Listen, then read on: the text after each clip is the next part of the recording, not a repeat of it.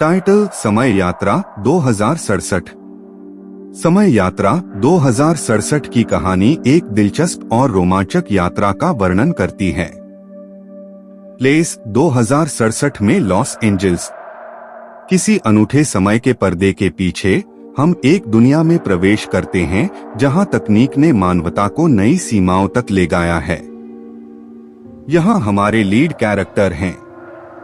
एक विवेक, एक युवा, उत्साही और उद्दीपक युवक जो खोज करता है कि कैसे उसका भविष्य उसके पिता की मौत से जुड़ा है। दो माया, एक अद्वितीय वैज्ञानिक जो समय यात्रा के अद्भुत सिद्धांतों को खोज रही है। तीन रोहन, एक समय यात्री जो भविष्य में आकर पिछले समयों की जानकारी प्राप्त करता है। स्टोरी शुरू होती है जब विवेक को अपने पिता की मौत का रहस्य सुलझाने के लिए समय यात्रा की योजना का पता चलता है। वह माया और रोहन के साथ मिलकर इस रहस्य को सुलझाने के लिए समय की यात्रा करता है। इस कहानी में भविष्य की विद्युत रंगीनता और युवाओं की संघर्षों को प्रदर्शित किया गया है, जब वे अपने भविष्य के लिए लड़ते हैं और समय के गहराइयों में खो जाते हैं। विवेक, माया और रोहन समय यात्रा के लिए तैयार होते हैं। उन्होंने एक विशेष मशीन में बैठकर भविष्य की ओर रवाना होते हैं। विवेक, ध्यान रखो, हमारा पहला गंभीर कदम है। माया, हाँ, हमें सतर्क रहना होगा। समय यात्रा में गलती की चांस नहीं होती। रोहन, ठीक है, सभी तैयार हैं। यहाँ जाने के लिए तैयार हो जाओ। मशीन काम करने लगती है और उन्हें भविष्य में ले जाती है। वे आधुनिक शहर में उतरते हैं जो उन्हें हैरान कर देता है। विवेक, यह कैसे हो सकता है? हम तो 2067 में हैं। माया, इसका मतलब है हमारी समय यात्रा कुछ गड़बड़ हो गई है। रोहन, हमें जल्दी से इसका पता लगाना होगा, नहीं तो हमारा समय के साथ खिलवाड़ हो सकता है। तभी एक अज्ञात ताकत उनके सामने आती है जो उन्हें धक्का देती है। विवेक, ध्यान रखो, उन्होंने संघर्ष किया और विजयी हो गए। वे अज्ञात शहर की जांच करते हैं और खुद को धरती के नए विचारों में खोजते हैं। इस रहस्यमय कहानी में वे अपने पुराने संदेशों का पता लगाते हैं और अपने भविष्य की उत्सवीता को पुनः प्राप्त करते हैं। विवेक, माया और रोहन अपने समय यात्रा के दौरान विभिन्न संदर्भों में आते हैं जहां उन्हें अनेक चुनौतियों का सामना करना पड़ता है। वे एक विपन्नीय इंसानों के समूह से भिड़ते हैं जो समय यात्रा के बारे में जानकारी हासिल करने के लिए उनका पीछा कर रहे होते हैं। विवेक, हमें उन्हें रोकना होगा। हमारी मिशन की सुरक्षा पर खतरा है। माया, हाँ, हमें उनसे टकराना होगा, लेकिन हमें सावधानी से काम लेना होगा। वे एक दृढ़ता से उनके सामने आते हैं और उन्हें रोकते हैं। रोहन, हम तुम्हें कोई नुकसान नहीं पहुंचा रहे हैं, हमारा मकसद सिर्फ जानकारी हासिल करना है। उनके संवादों से उन्हें समझौता होता है और दोनों पक्षों के बीच एक समझौता होता है। यात्रा जारी होती है और वे अधिक समय यात्रा के माध्यम से अद्वितीय और आश्चर्यजनक रहस्यों का पता लगाते हैं।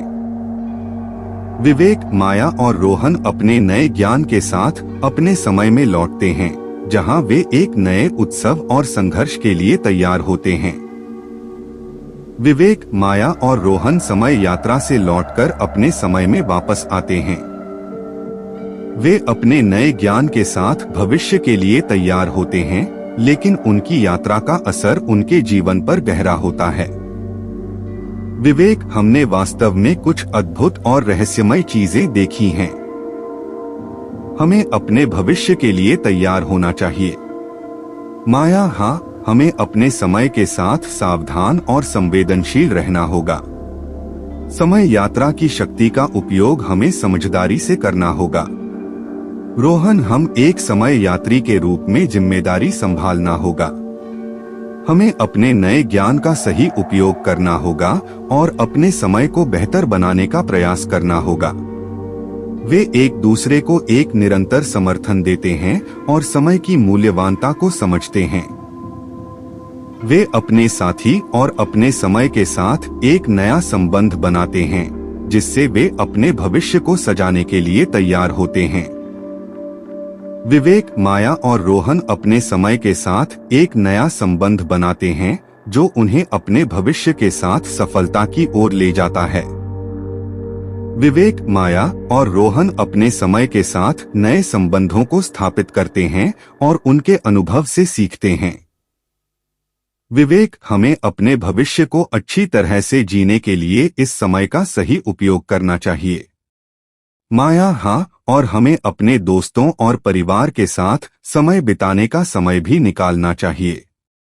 रोहन, समय बदलता है, लेकिन हमारी निरंतरता और सामर्थ्य से हम अपने भविष्य को स्वीकार कर सकते हैं। वे अपने भविष्य के लिए निर्धारित होते हैं और अपने समय के साथ अपने सपनों को पूरा करने के लिए प्रतिबद्ध रहते हैं। विवेक, माया और रोहन अपने समय के साथ एक नया संबंध बनाते हैं जो उन्हें अपने भविष्य की ओर ले जाता है। वे अपने सपनों को पूरा करने के लिए समय का महत्व समझते हैं और उसे एक उपकरण के रूप में उपयोग करते हैं।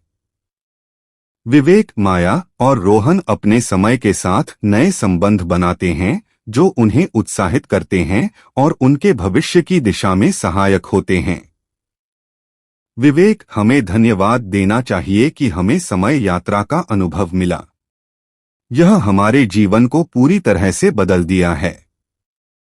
माया, हाँ, यह हमारे लिए एक अद्वितीय और अनमोल अनुभव था। हमें इसे बड़ी सावधानी से उपयोग करना चाहिए। रोहन, हमें यह याद रखना चाहिए कि समय एक अमूल्य संसाधन है और हमें उसका सदुपयोग करना चाहिए। उन्होंने एक दूसरे के हाथ पकड़ते हैं और आगे की यात्रा के लिए तैयार हो जाते हैं। विवेक, माया और रोहन एक नए चैप्टर में अपने जीवन की यात्रा करते हैं जो समय की मूल्यवानता को समझते हैं और उसे अपने लाभ के लिए उपयोग करते हैं।